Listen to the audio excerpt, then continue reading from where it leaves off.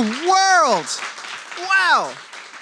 Packed house, naturally so. What is up? Welcome to Build. I'm your host, Matt Forte. We are here live at the Build studio in New York City. Oh man, am I ever excited for this one.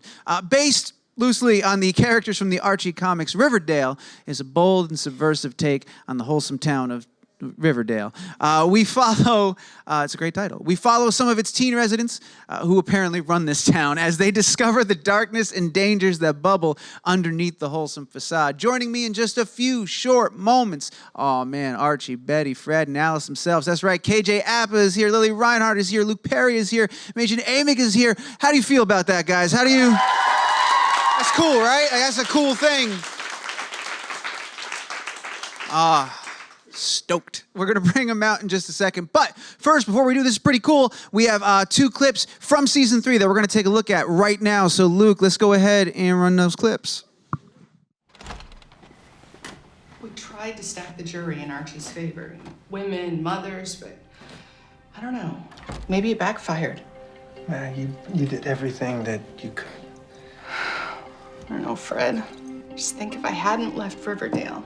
I hadn't gone to Chicago. I was here, and I couldn't stop Hiram Lodge from getting his claws into our son. Dad, Mom, don't blame yourselves for what I did. Taking Hiram's side against you, Dad, was the biggest mistake I've ever made, but it was mine. It's on me. You guys are the best parents anyone could ask for. Everything you've done for me, I don't deserve it. Whatever happens to me on Tuesday, that is what I deserve. No, you are a good kid. You got manipulated by a mobster. But you do not deserve to be framed for murder. Come on, son. Your mother and I will always love you.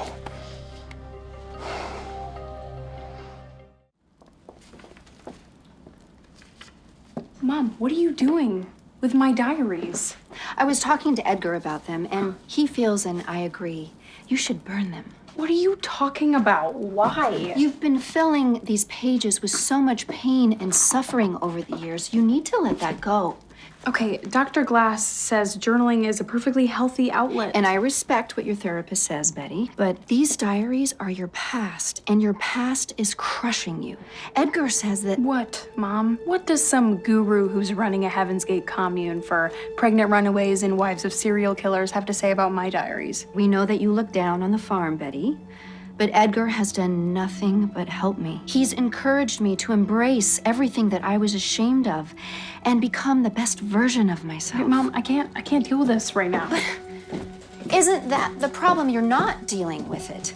The trauma from last year, what happened with your father, that chick person, you're running around a mile a minute, and what you need to be doing is sitting still, listening to what your soul is telling you. Okay, I'm listening to my soul, and what it's saying is get the hell away from your mother because she's been body snatched.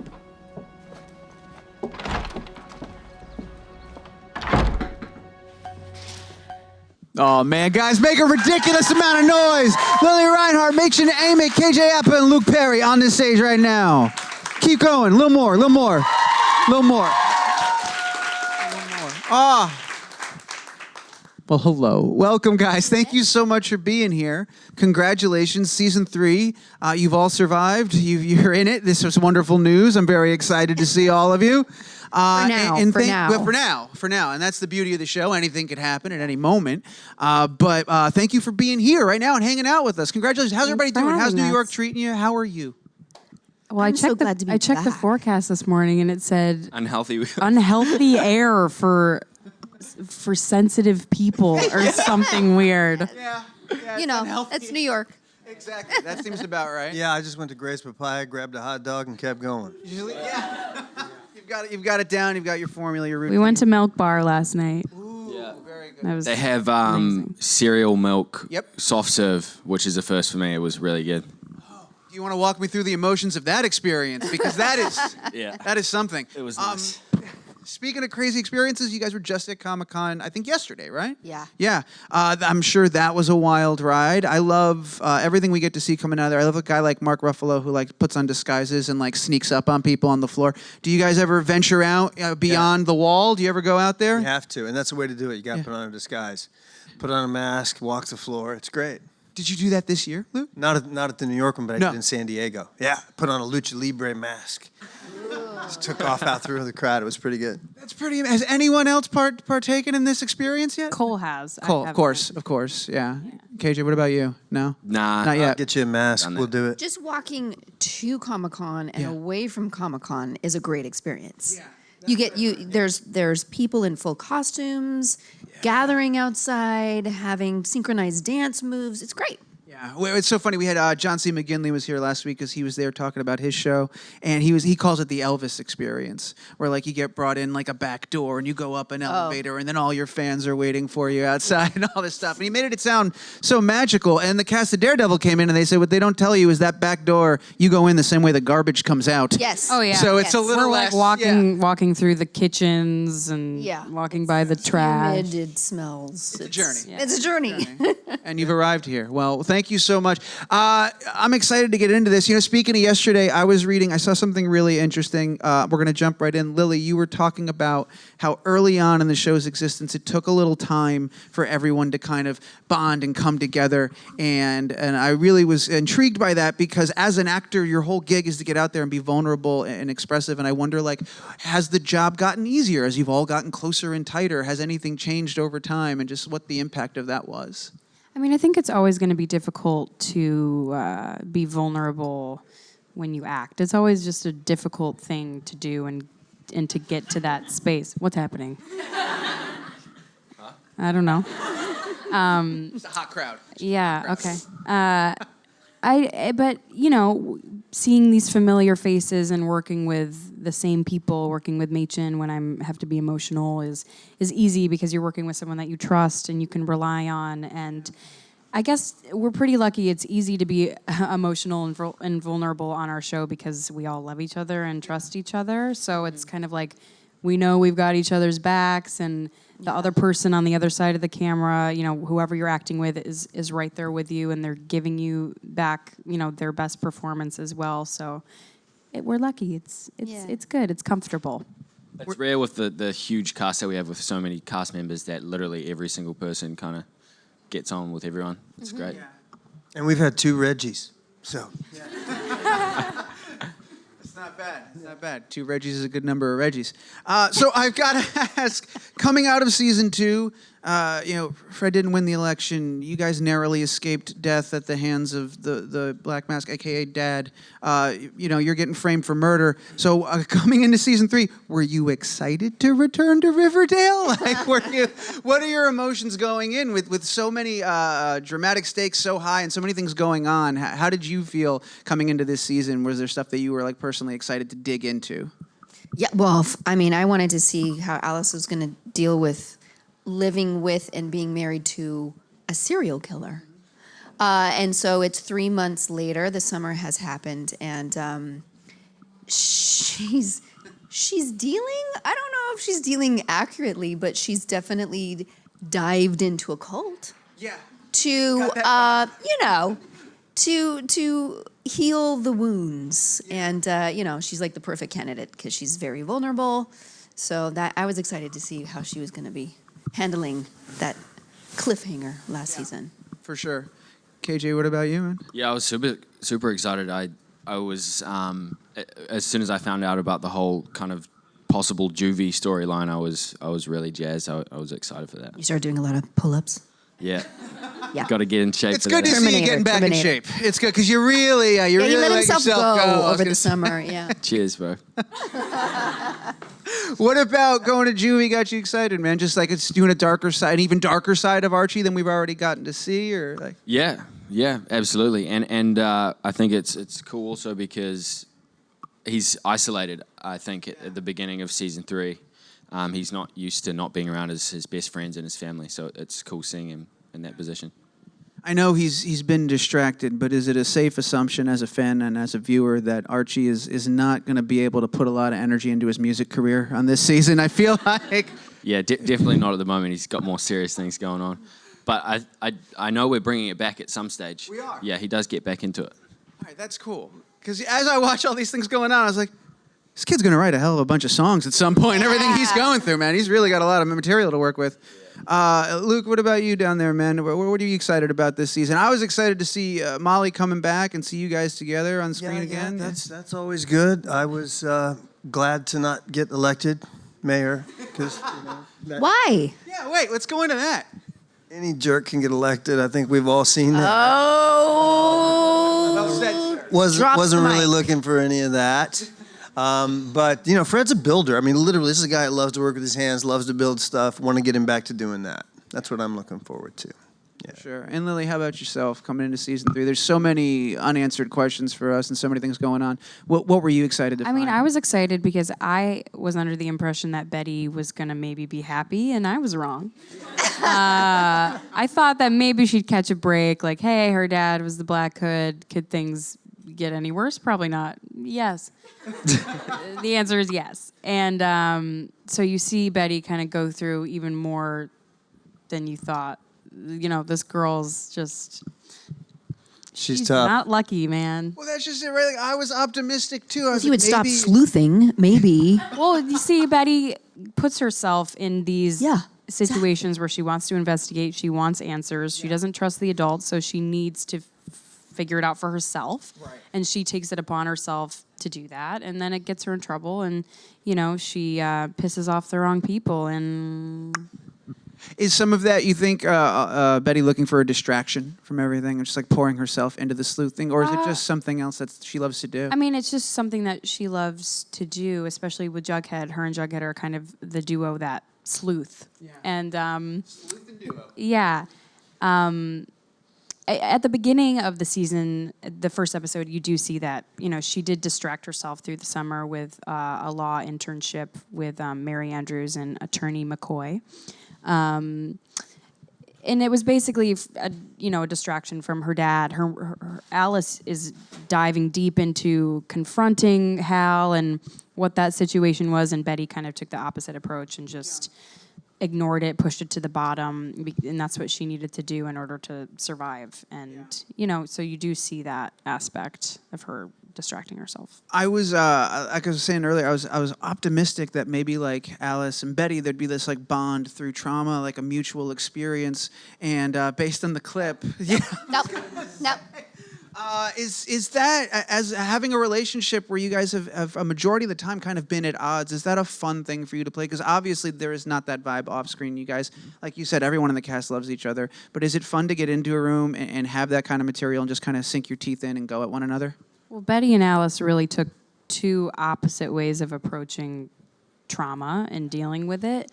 And so that's why they can't really, bless you, they can't relate and come back to one another because they went full opposite. Yeah. And do we like fighting? Do we like disagreeing? It is. No, I mean, it's challenging because some of the scenes feel repetitive, like we've been here before, we've done this. But then that's kind of what happens, right? You just keep going in circles in relationships. It's challenging because I always want them to be like mom and daughter, and they're great, and they always throw yet another thing that puts them at odds with each other. So I think it's kind of fun to watch and see that navigation. I think that's common with young ladies and but their they love each mothers. other, Whenever which is why they fight. First push comes to shove, or they're in peril, they have each other's backs no matter what. 100%. I've read about, I'm sure all the fans in this room have read about the upcoming episode, the flashback episode that we're all very excited about, where you guys get to play younger versions of your parents and stuff. Did you guys, did two of like the four of you pair off and talk about, okay, how do I become Alice? What is a young Alice like? And how do I become a young Fred and stuff like that? What did that process? Well, KJ said, how do I become a young Alice? And I said... Don't do it, bud. Don't do it. You should try and be a young Fred. Yeah. And yeah. And he did it, and he did it well. Yeah. That is how it played out? That's how it worked? Yeah. No, it was fun because Luke has a very me and Luke know each other very well. Pretty well. And Yeah. And so it was really fun for me to do that. I had to tone it down a little bit, though. The writers had to tell me to I chill liked out. what he did a table read, and he was way more Luke than what ended up on screen. I know, I because loved. that's why Roberto asked me to stay what back. everybody- 'cause he asked Yeah. me. Oh, in trouble. Because then it becomes a little comedic. Yeah. Yeah, right. And You got to skirt that line, and you guys kind of tap dance all over it. Like the performances never become comedic, but there is sort of a heightened realism and a heightened drama that takes place, and you guys kind of nail that tone, which is really exciting. But I want to hang because you guys are very close, and I've been watching the two of you kind of have fun little moments over there together. Luke, you've traversed the same territory before. Leading man, very popular show, dedicated fan base. Have you imparted? Wait, he's worked before this? He did one other thing prior to this. He did one. If you go to his IMDb, You knew who he was it's before this Riverdale? and then nothing except for one other thing. I was just checking. Did you impart? You're a legend, you know that. I don't want to embarrass you, but you're both legends.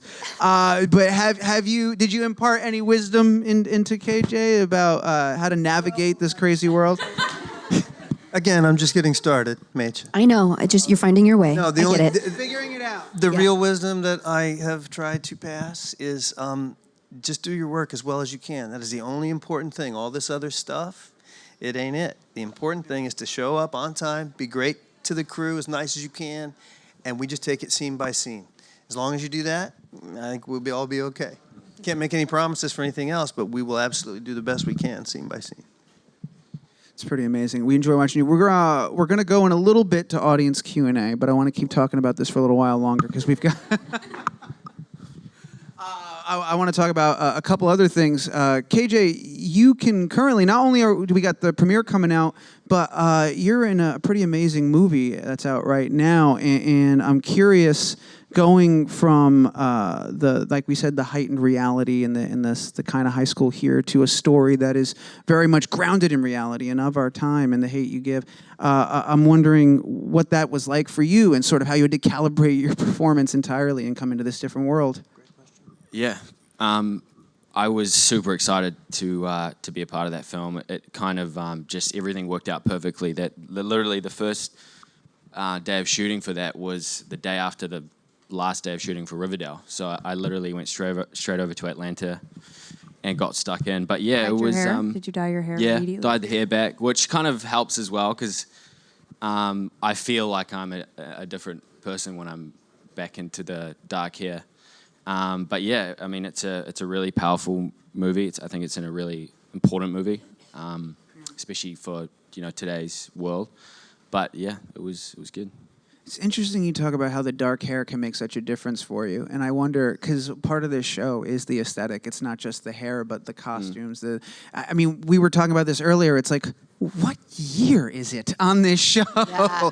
Like, No, but that's what's great. I think they incorporate some classic feel to it. Like you don't know what time period is, and yet it's still modern. There's still phones that everybody's texting on, but it's also Right? very classic. But all the with cars are diner. 70s. Like all the cars Yeah, are all the- classic. all the cars are Yeah, classic. it's pretty great that. It is Great. really cool. So you must very much feel immersed when you're on the set and you guys are doing this. And I imagine that goes a long way to helping you finding that tone and finding your voice for the characters and stuff. Yeah, it's huge how much like wardrobe and stuff helps you get into that. Like We really have a tremendous crew for that in terms of the sets and the feel of all that stuff and all the props. We have a fantastic props department to put the best stuff in your hands, and that all. And paints the with picture. Alice, and she takes on different personas, it seems, every season. So she's super uptight with her tweed jacket and her button up and her tight skirts and her Spanx and everything, and then, now she's full on hippie Alice. So she's like flowing and crystals There everywhere. are crystals so all over the creeper house. it helps with my journey with Alice of what is she obsessing over at the moment? Yeah. How is she trying to escape?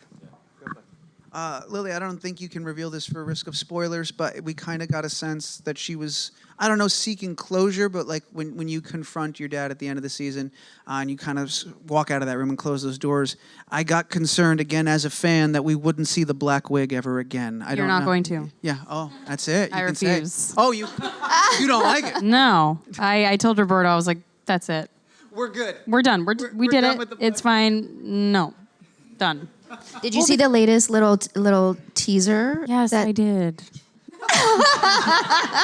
It's me like walking over Dark Betty and like, oh, Like, she's gone, goodbye. she's dead. Yeah, it was like their way to say goodbye to the Black Which is Wig.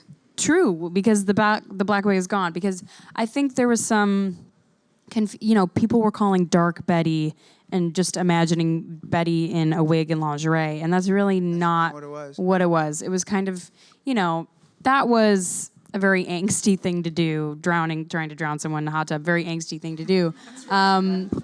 I mean, now I think of Dark Betty as just when she has when her rage and anxiety from inside kind of just overflows. It's not the wig and it's not the outfits or the being a cam girl.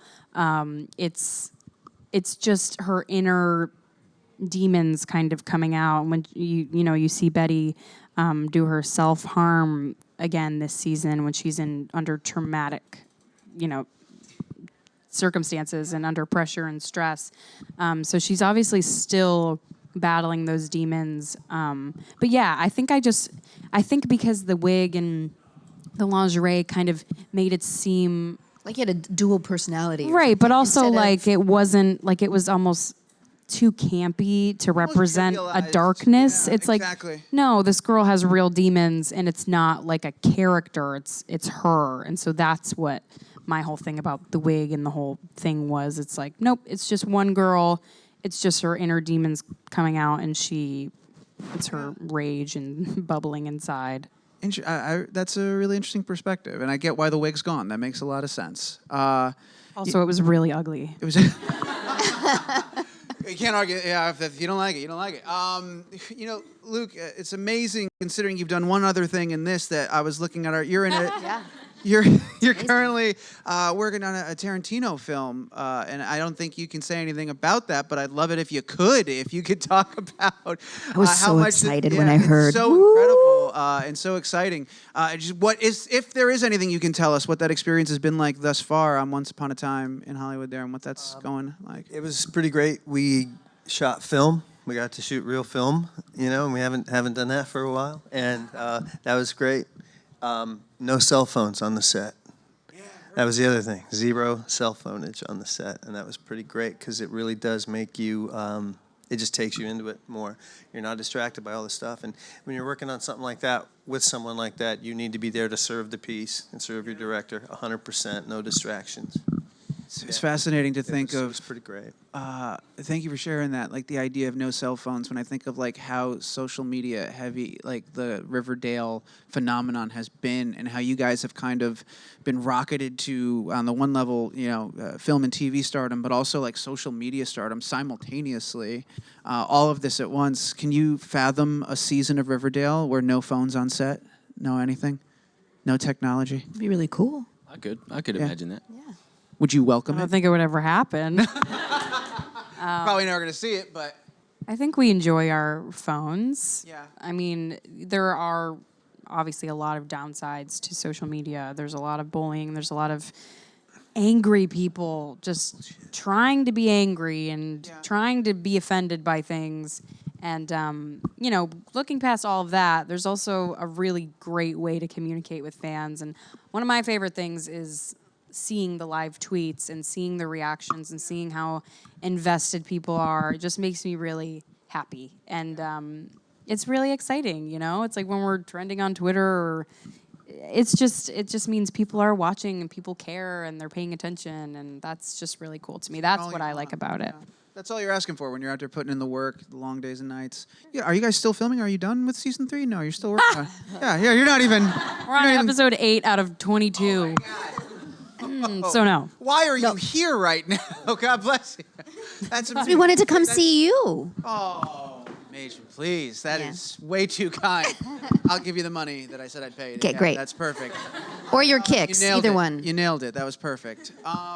We've got 3 questions? Okay. I've got a million. You know what? You guys are way more important than me. Let's do this. We've got microphones in the room. I want to get some questions from the audience. Looks like the first one's right here. Hi. Hi. First of all, I love the show. You guys are phenomenal and a joy to watch.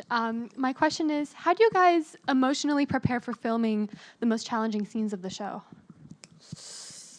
I mean, The most challenging for me was when Alice goes to tell FP that she had his child, and that child died. And what was really weird about that is it kept getting pushed in the schedule. So we filmed it probably like 2 months after the episode, and so much more had happened emotionally.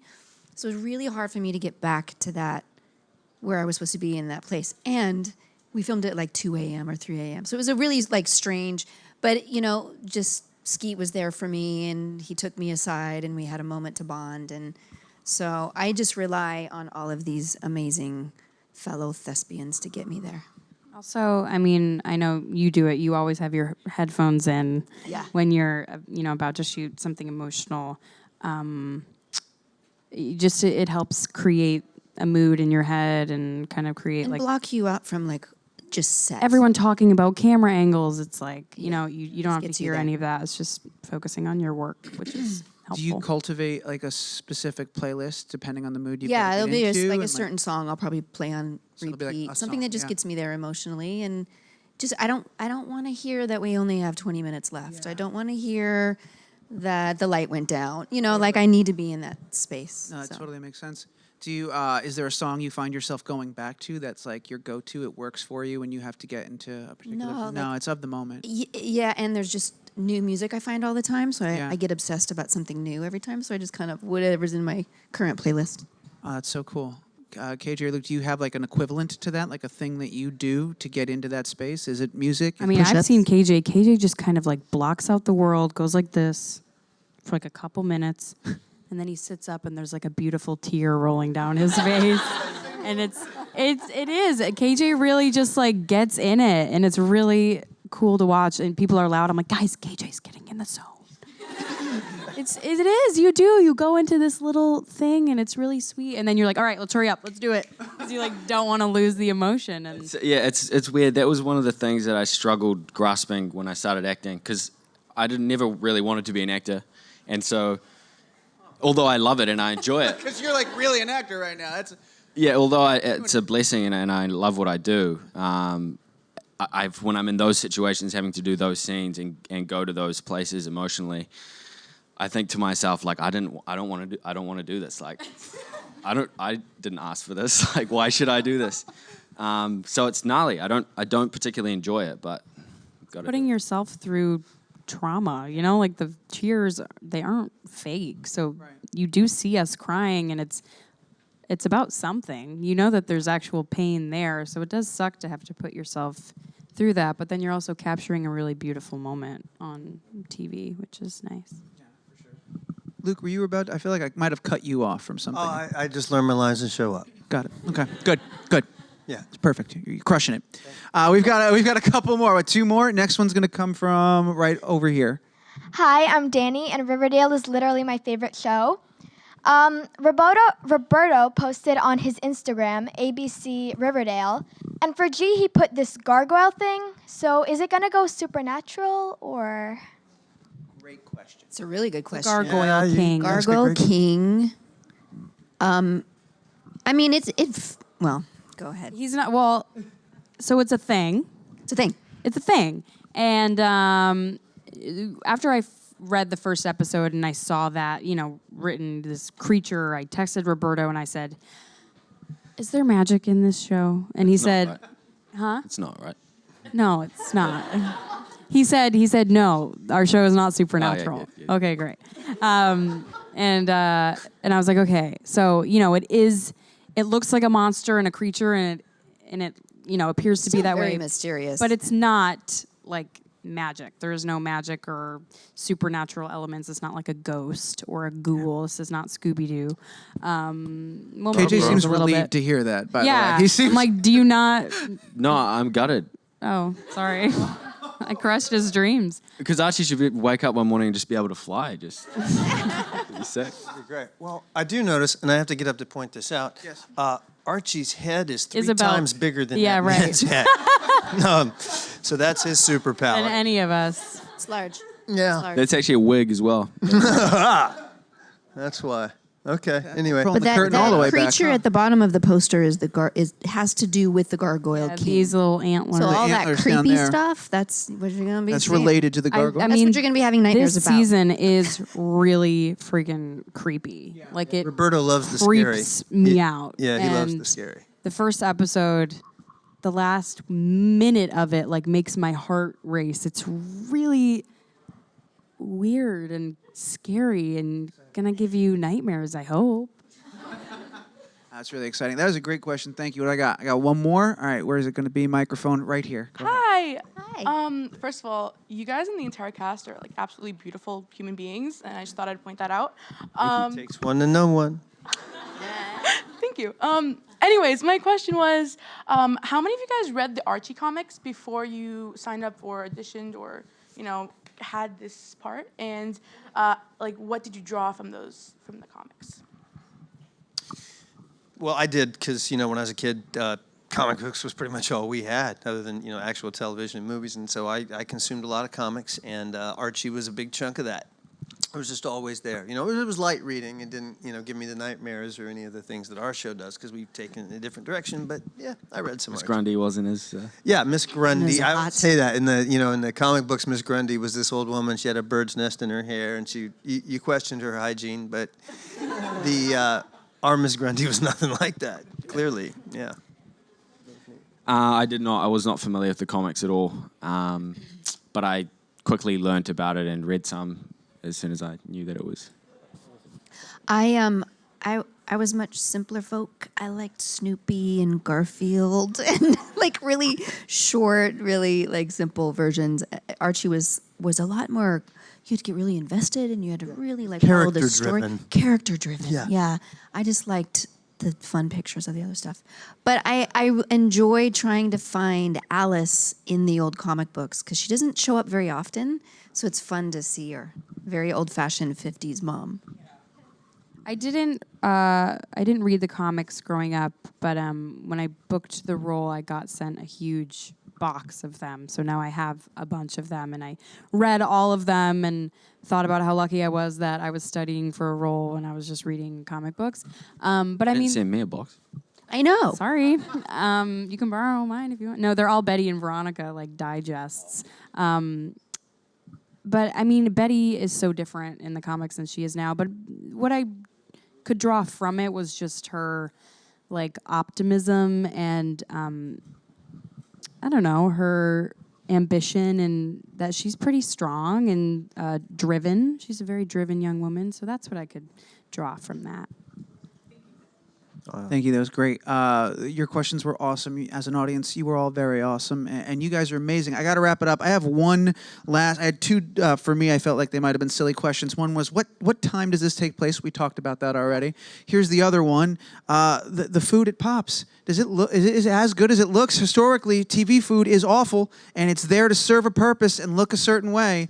I almost don't want to know the answer. I see it in your face. I gotta tell you, know. Scotty and Kayla, they work really hard, and they put These good are our food. props.